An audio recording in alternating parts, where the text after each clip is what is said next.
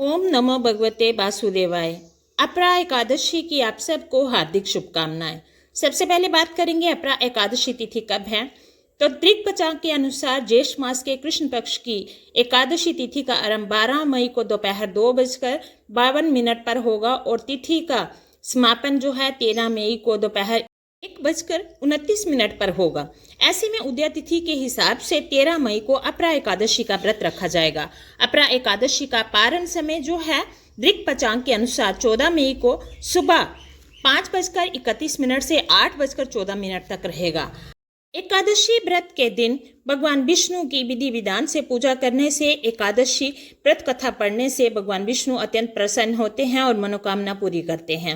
अपरा एकादशी व्रत कथा जरूर पढ़नी चाहिए। ब्रह्म पुराण के अनुसार अपरा एकादशी का व्रत रखने के साथ भगवान वामन की पूजा करने से मनुष्य सब पापों से मुक्त हो जाता है। इसके साथ ही श्री विष्णु लोक की प्राप्ति होती है और इस व्रत की कथा का पाठ करने से या सुनने से सहस्त्र गोदान का फल मिलता है। हर साल ज्येष्ठ मास के कृष्ण पक्ष की एकादशी तिथि को अपरा एकादशी का व्रत रखा जाता है।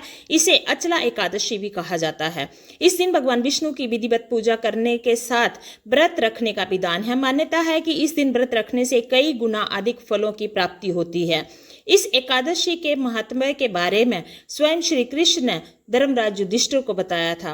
इस दिन पूजा करने के साथ व्रत रखने से जीवन में सुख समृद्धि यश कीर्ति बनी रहती है और इसके साथ ही मान सम्मान में बढ़ोतरी होती है।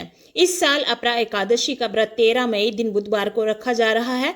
इस दिन पूजा करने के साथ इस व्रत कथा का पाठ अवश्य करें। आइए जानते हैं अपरा एकादशी की संपूर्ण कथा। बोलिए श्री विष्णु भगवान की जय। अपरा एकादशी का व्रत रखने का महत्व क्या है।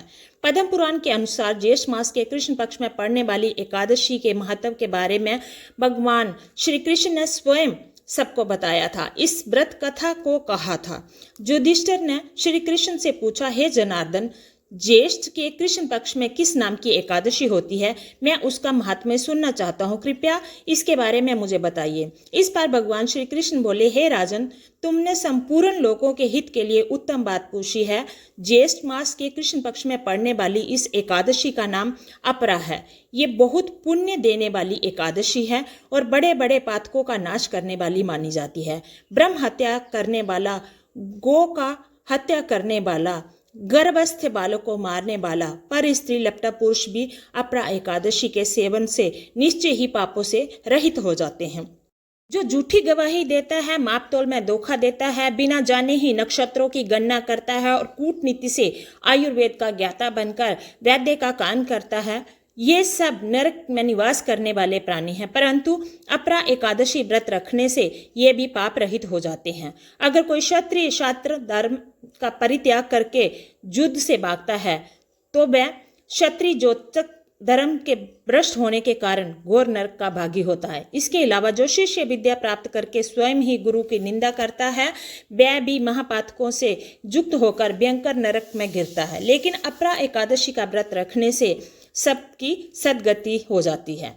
माघ में जब सूर्य मकर राशि में स्थित हो और उस समय प्रयाग में स्नान करने वाले मनुष्यों को जो पुण्य प्राप्त होता है, काशी में शिवरात्रि का व्रत करने वालों को जो पुण्य प्राप्त होता है, गया में पिंड दान करके पितरों की तृप्ति प्रदान करने से जो पुण्य मिलता है, बृहस्पति के सिंह राशि में स्थित होने पर गोदावरी में स्नान करने वाले मनुष्यों को जो फल मिलता है, बद्रिकाश्रम की यात्रा के समय भगवान केदार के दर्शन तथा बद्री तीर्थ के सेवन से जो पुण्य फल उपलब्ध होता है, इसके साथ ही सूर्य ग्रहण के समय कुरुक्षेत्र में दक्षिणा सहित यज्ञ करके हाथी, घोड़ा और स्वर्ण दान करने से जो फल मिलता है, इतना ही सब मात्र अपरा एकादशी का व्रत रखने से और विधि विधान से पूजा करने से फल मिलता है।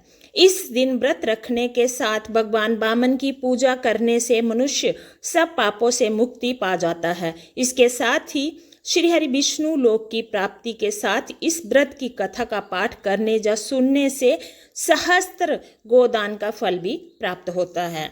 इसलिए अपरा एकादशी का व्रत बहुत श्रेष्ठ माना जाता है। आइए सुनते हैं अपरा एकादशी व्रत कथा।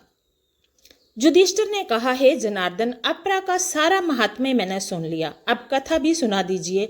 भगवान श्री कृष्ण कहने लगे, हे राजन, प्राचीन काल में महिध्वज नामक एक धर्मात्मा राजा था, लेकिन उसका छोटा भाई ब्रजध्वज बड़ा ही क्रूर, अधर्मी और अन्यायी था। वह अपने बड़े भाई से द्वेष रखता था। इस द्वेषभाव में एक दिन रात्रि में छोटे भाई ने अपने बड़े भाई की हत्या कर दी और उसकी देह को एक जंगली पीपल के नीचे गाड़ दिया। इस अकाल मृत्यु से राजा प्रेत आत्मा के रूप में उसी पीपल पर रहने लगा और अनेक उत्पात करने लगा। एक दिन अचानक धौम्य ऋषि उधर से गुजरे। उन्होंने प्रेत को देखा और अपने तपोबल से उसके अतीत को जान लिया।